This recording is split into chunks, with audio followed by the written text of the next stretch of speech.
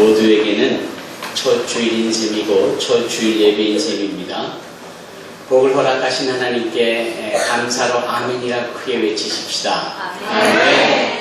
좌우에 계신 분, 앞에 계신 분, 새해 복 많이 받으십시오. 인사하십시다. 새해 복 많이 받으십시오. 감사합니다. 축복합니다. 아멘.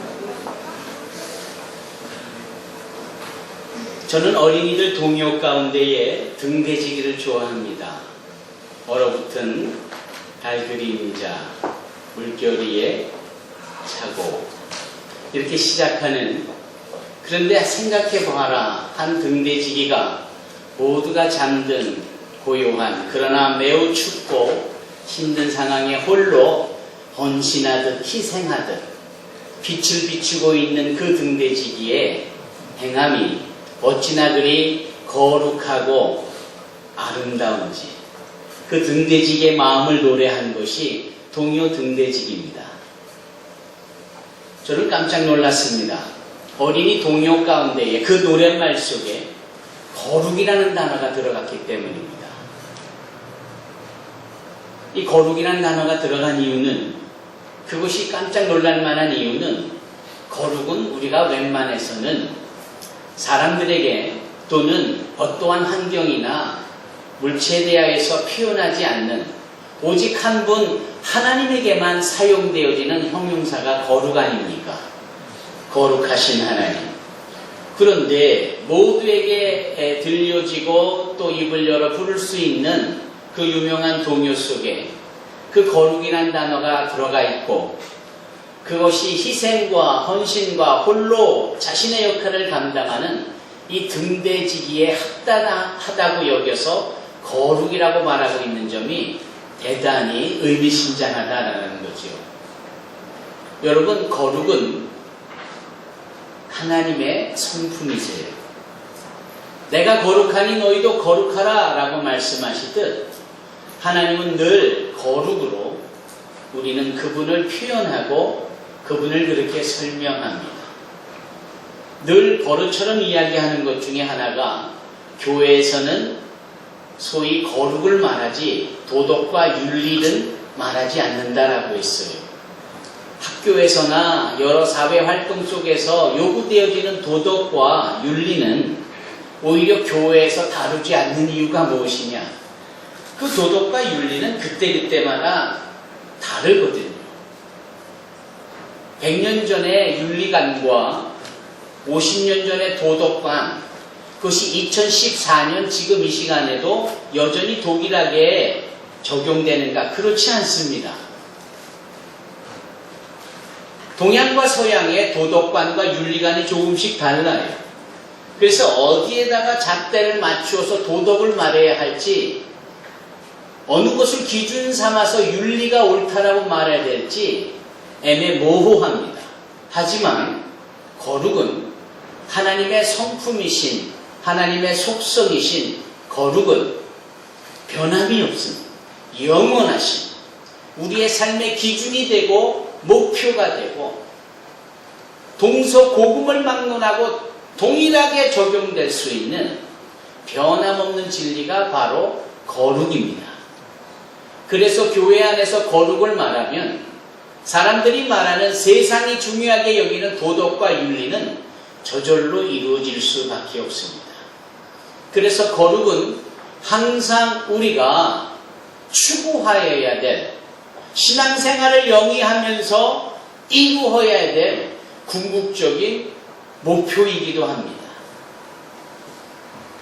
그래서 예수 믿고 그 다음 단계가 무엇입니까? 성화입니다. 거룩하게 변화해가는 거죠. 예수를 믿으면 그 이후부터는 하나님 앞에 서는 날까지 이 성화의 모습이 모두에게 있어야 합니다. 끊임없이 하나님의 거룩함을 닮아가는 것이지. 이렇게 성화를 추구하고 성화를 따르려 하는 사람들을 뭐라고 부르느냐? 누구라고 부르느냐? 당연히 거룩할 성자 무리도자를 써서 성도라고 부릅니다. 성도.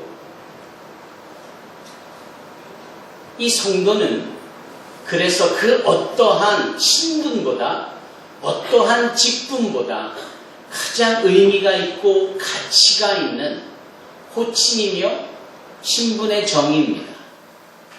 내가 예수 믿고 성도다라고 불려질 때는 하나님의 거룩한 성품의 그 반열에 서 있음을 의미하며 그것을 붙잡고 인생의 목표를 삼아 살아가고 있다는 것을 인정받고 있는 겁니다. 때로는 넘어질 수도 있고 때로는 옛사람의 모습 가운데 동일한 실수를 행할 수도 있습니다. 그럼에도 불구하고 거룩을 붙잡고 거룩을 목적 삼는다면 결국은 우리의 실수가 우리를 망하게 할 수가 없으며 어떠한 순간에도 우리는 가치 있고 하나님을 닮아가는 삶을 삶으로 인하여서 진정한 의미 있는 무게감 있는 삶을 이루게 될 줄로 믿습니다. 그러므로 사랑하는 성도 여러분, 예배당 안에서뿐만 아니라 가정 안에서도 자녀들에 대한 교육이 늘 거룩을 근거하고 거룩을 목적 삼은 교육을 행하여야 합니다. 조금 더 경쟁에서 살아남고 조금 더 남들보다 뛰어난 기술을 가지고 있고 하는 식의 교육도 필요하겠습니다마는 궁극적으로 하나님을 닮고 거룩함을 삶 가운데 성장하며 이루도록 할 때 우리 자녀들이 거룩한 무리에 함께하며 그의 삶에 거룩거리조차도 바른 가정교육으로 인한 거룩한 신앙의 교육으로 인한 품위가 있게 됩니다. 우스갯소리 같지만 아무리 비싸고 브랜드 옷을 입어도 이렇게 티가 안 나는 사람이 있어요. 근데 아무거나 이렇게 쭉 걸쳐 입고 벼룩시장에서 산 걸 걸어 입어도 정말 귀공자처럼 또는 그렇게 신데렐라처럼 보이는 그렇게 옷을 잘 입는 사람이 있어요. 단순히 옷을 잘 입는다라기보다는 어떠한 것을 걸쳐도 그것을 받쳐주는 소위 인상이라 할까 또는 몸가짐이라 할까 뭐 그런 것이 기본적으로 갖춰져 있기 때문에 그렇습니다. 이것은 국어 점수 몇 점을 더 맞고 수학 점수 인수분해를 잘해서 얻는 경우가 아닙니다. 이것은 오랜 시간을 통하여 습관적으로 또는 부모들의 모범을 보이면서 행하는 실체적 교육이 있을 때 그리고 그것을 자녀들이 보고 배우고 닮아가는 시간 속에서 이루어지는 겁니다. 우리의 자녀들이 어디서든지 거룩한 품위가 나타난다. 이보다 더 좋은 일은 없는 겁니다. 여러분, 새해 2014년에 우리가 이 거룩함으로 새 사람을 입어가는 사람들이 되어야 합니다. 그래서 우리에게 주신 하나님의 말씀이 갈라디아서 5장 16절 성령을 따라 행하라 이렇게 말씀합니다. 성령을 쫓아 행하라 그 같은 말씀이겠지요. 성령을 쫓아 행한다라는 것은 walk in the spirit, 성령과 함께 걷는다라는 뜻일 수 있겠고요. 성령을 따라 행한다라는 것은 live in the spirit, 주님과 함께 사는 것을 의미하겠지요. 여러분, 우리 부모가 교회 안과 교회 바깥에서 이 거룩한 삶을 지향하고 이루는 데 성공적인 삶을 산다면 나와 함께 더불어 사는 나의 자녀들이, 나의 자손들이 신앙의 명가를 이루며 거룩한 임마누엘 신앙 가족들이 될 줄로 믿습니다. 아멘. 사랑하는 성도 여러분, 이 성도가 되어짐은 소위 하나님의 은혜가 먼저 주어짐으로 가능한 것이에요. 캐톨릭에서는 그렇게 가르치지 않고 누군가를 위한 희생과 특별한 공로가 있을 때 성자라는 칭호를 부여해 줍니다. 그래서 인간들의 노력을 치하하고 어느 정도 그와 같은 것들을 갖추어 받을 수 있다라고 여기고 있어요. 그러나 성령께서 말하고 기록하신 성경 말씀에는 이 성도라 함은 철저하게 우리의 자격이나 공로, 우리의 노력으로 얻어지는 것이 아닙니다. 이것은 하나님께서 당신의 계획과 뜻과 한없는 사랑으로 우리를 택하여 주시는 은혜를 베풀어 주심으로 우리가 성도가 되는 겁니다. 우리가 성도의 반열에 설 수 있는 것은 그러므로 전적으로 하나님의 한량없는 은혜로 말미암는 것이지 우리가 노력을 하고 우리가 바란다고 될 일도 아닌 거예요. 그런 점에서 나와 같은 자가 예배당 바깥으로 나가면 세상 사람들 속에 특이한 다른 점이 없어 보일 만큼 여전히 세속적이고 여전히 내 마음속에 또 다른 똑같은 아기다툼과 같은 경쟁과 세상 속의 사람들과 다를 바 없는 미움과 시기와 질투와 음탕과 거짓과 수군수군됨과 당진릇과 불냄과 하는 것들이 계속해서 있는 우리로서는 이 성도라는 직분이 대단히 송구스럽고 또 한편으로는 너무나도 감사한 직분이 아닐 수 없는 거예요. 여러분, 우리와 같은 자를 거룩한 하나님의 그 거룩한 속성의 반열에 성도라는 신분으로 주셨다는 것, 이것이 진정 복이 아니겠습니까? 우리가 생각하는 복은 우리가 생각하는 것들이 다 잘 되고 그저 건강적으로도 무탈하고 어려움 없이 그저 술술술술 잘 풀려나가는 것을 복이라고 우리가 흔히 정서적으로 여기고 있지만 하나님 입장에서 보는 복은 다르잖아요. 우리의 삶에 구체적으로 실체적으로 섬세하게 개입해 주시고 주관하시고 도와주시고 인도하시고 동역해 주시고 완성하도록 해주시는 이 모든 하나님의 우리와의 함께 하신 이것이 진정한 복이 아닙니까? 그래서 에베소서 2장 8절에는 이것이 하나님의 은혜요 이것이 하나님의 선물임을 우리에게 말씀합니다. 여러분, 전도 폭발을 통하여서 배우는 교육 중에 하나가 무엇입니까? 하나님의 은혜는 전적으로 선물이다라고 말씀하잖아요. 그 선물에 우리가 가치를 매겨 뭔가 그 선물에 해당하는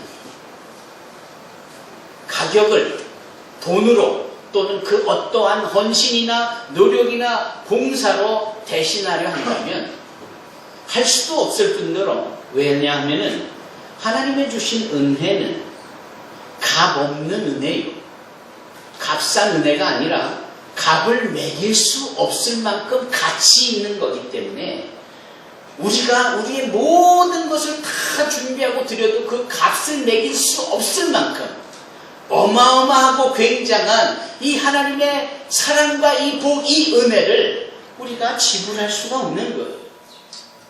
그래서 하나님은 이것을 우리에게 선물로 주신 것이고 우리는 그 선물을 거저 받은 것입니다. 그렇기 때문에 이 은혜는 생각하면 생각할수록 깊이 묵상하면 묵상할수록 감사할 수밖에 없는 겁니다. 하나님의 은혜가 있기 때문에 내가 살고요, 하나님의 은혜가 있기 때문에 거룩한 성도라 부름을 받으며 교회에서 하나님 앞에 예배하게 되어지는 것이고요, 하나님의 은혜가 있기 때문에 세상 속에 있어도 어떤 상황에서도 우리가 넘어져도 엎드려지지 아니하게 되고 다시 일어나 주님이 주신 은혜의 기회로 시작할 수 있고 또 완성할 수 있고 그 은혜로 인하여서 아프고 상처난 것들이 치유되어지고 건강을 회복하고 두루두루 모든 분야가 다 아름답고 모든 삶의 영역이 가치 있게 여겨지는 겁니다. 우리 모두는 이 은혜를 입은 사람들입니다.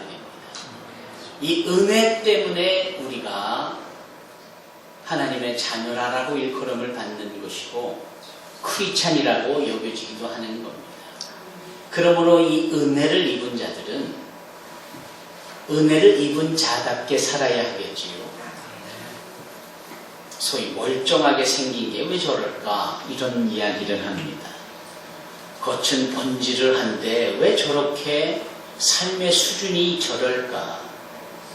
그 옛날 어르신들이 콧노래로 불렀던 이 빈대떡 신사 같은 거, 그 겉으로 보면 번지르하게 차려입은 신사가 결국은 돈이 없어서 요리집 앞에서 매를 맞는 거 아니겠어요? 왜 그러고 살아요?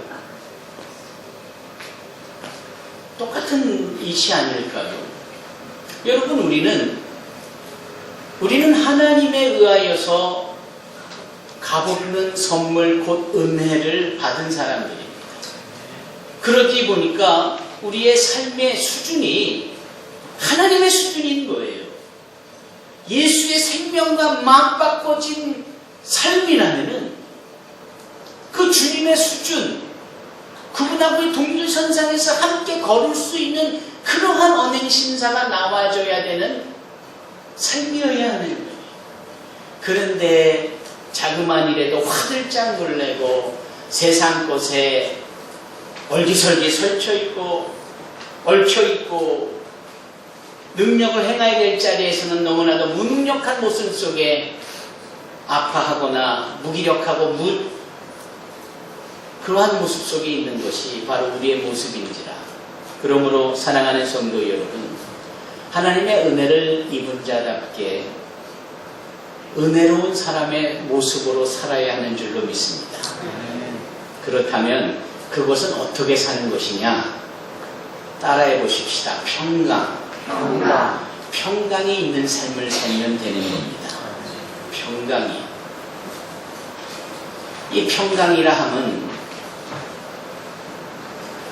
소위 하나님께서 우리를 당신의 은혜로 택하여 주신 자들이기 때문에 하나님과의 불편한 관계가 아닌 겁니다. 이제 화목한 거예요. 이제는 더 이상 막혀있는 장애물이 없는 겁니다. 너무나도 잘 아시는 내용이 무엇이에요? 우리 사람이 하나님의 형상을 따라 지음을 받았지만 불순종한 죄로 인하여서 그 기쁨의 동산 에덴을 쫓겨나잖아요. 그것은 죄의 결과로 주어진 것이고요. 그 단박에 쫓겨난 그것이 두고 하나님과 불편한 관계가 되는 겁니다. 하나님이 예배하시는 곳을 떠나 있으니까 그 하나님과의 관계가 불편하게 될 수밖에 없는 거예요. 뭔가 어색하고 뭔가 어려운 겁니다. 눈을 못 맞추겠어요. 그러니까 하나님 대신 엉뚱한 곳을 찾으려 하고 엉뚱한 곳을 추구하는 것이 우리의 모습이었단 말입니다. 그런데 예수께서 자신의 몸을 우리의 죄의 대가로 단박에 들이시고 치부해 주시고 심지어는 그 십자가에 몸이 으스여지고 부수어지고 찢어지는 가운데에 그 귀한 피를 흘리시면서 테텔레스타이 다 이루었다, 다 갚았다, 다 지불했다 라고 외치시며 우리의 더 이상의 죄에 방해를 받지 않는 자유함을 허락하심으로 인하여서 이제 우리와 하나님 사이에 그 막혀있는 담이 허물어지게 된 것이죠. 그래서 주님이 운명하실 때에 구체적으로 어떤 일이 있었다고 성경은 말씀합니까? 지성소와 성소를 막고 있는, 즉 하나님의 거룩한 임재가 있는 곳, 그래서 아무도 들어갈 수 없고 가까이 할 수 없는 막혀있는 그 지성소 사이에 큰 휘장이 위로부터 아래로 찢어져 나뉘어졌다라고 하지 않습니까? 그러므로 막혀져 있는 것이 이제 환히 길이 열렸고 누구든지 그 지성소에 계시는 하나님의 영광을 볼 수 있으며 누구든지 그 하나님 앞으로 나아갈 수 있으며 주님의 다 이루었다 운명하시는 가운데 거룩한 표적으로 나타나진 겁니다. 그러니까 우리는 이제 하나님과 어떤 관계입니까? 아주 편안한 관계입니다. 이제 하나님과 아주 화평한 관계예요. 주님은 우리를 아예 친구로 여겨주시죠. 여러분, 친구만이 어깨동무를 할 수 있지 않습니까? 주님과 더불어 그분의 동일한 수준으로 우리가 이끌림을 받고 주님은 우리를 사랑하시어 우리의 수준으로 내려와 주신 가운데 마치 2인 삼각경기를 하는 것처럼 그렇게 함께 동행할 수 있는 겁니다. 여러분, 이것으로 인하여서 우리가 누리는 것이 뭐예요? 평강인 겁니다. 평안한 거예요. 그렇게 평안할 수가 없는 겁니다. 이 평강은요, 하나님과의 관계가 회복되어짐으로 오는 기쁨이에요. 그리고 이 하나님과의 관계로 회복되어지는 이 기쁨은 불투명한 장래에 대하여서, 불투명한 내일 있을 일에 대하여서 마음에 걱정이 없게 되고 마음에 염려가 없게 되어지는 여전히 평강한 마음으로 가득할 수밖에 없는 보장이 주어지는 겁니다. 여러분, 재벌 총수들이 하나같이 뭐라 합니까? 2014년은 참 어려울 거다. 우리 그룹 계열의 모든 회사와 임직원들이 허리띠를 졸라매지 않고는 이런 쇄신이 없고는 견디기 어려운 혹독한 해가 될 것이다. 삼성 이건희 씨의 말입니다. LG 또 SK 모두가 다 비슷한 얘기를 합니다. 그 어느 때보다도 힘들다라고. 그게 경제적으로 느껴지고 보여지는 상황인 거예요. 그들의 말만 들었으면 걱정이 되지요. 그러나 하나님께서 허락하신 은혜 가운데 있고 하나님과의 관계가 회복되어진 우리로서는 그럼에도 불구하고 2014년이 기대가 되고 소망이 되고 어떠한 어려운 일이 있어도 it will be okay. 나는 괜찮을 거야. 우리는 괜찮아라는 이 걱정과 근심이 없는 평강한 마음으로 가득할 수밖에 없는 겁니다.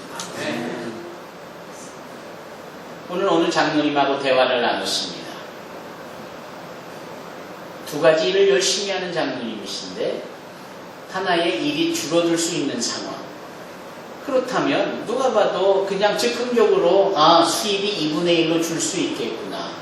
그런데 그게 중요한 게 아니라 이 장로님 말씀이 저를 감동시킵니다. 그런데 아무 걱정 없습니다. 그저 마음이 평안합니다. 이 평안을 누가 줄 수 있느냐? 이 평안을 어떻게 얻을 수 있느냐?